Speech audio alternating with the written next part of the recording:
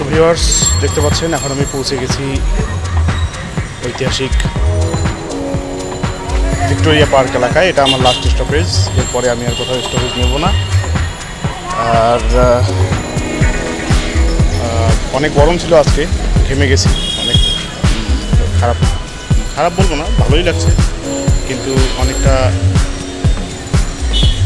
ক্লান্ত লাগছে যেহেতু একটানা ড্রাইভিং করে এসেছি। আর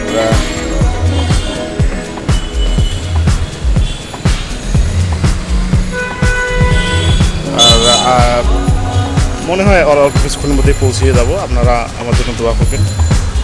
লাস্ট স্টপেজ এটা আমার, আর আমি স্টপেজ নেব না। তো এখন আমি আসি ঐতিহ্যবাহী ঢাকা শহরের প্রথম পেট্রোল পাম্প, এটার সামনে, ঠিক ভিক্টোরিয়া পার্কের উল্টা দিকে, অর্থাৎ ওই বাহাদুর শাহ পার্ক এটাকে বলা হয়।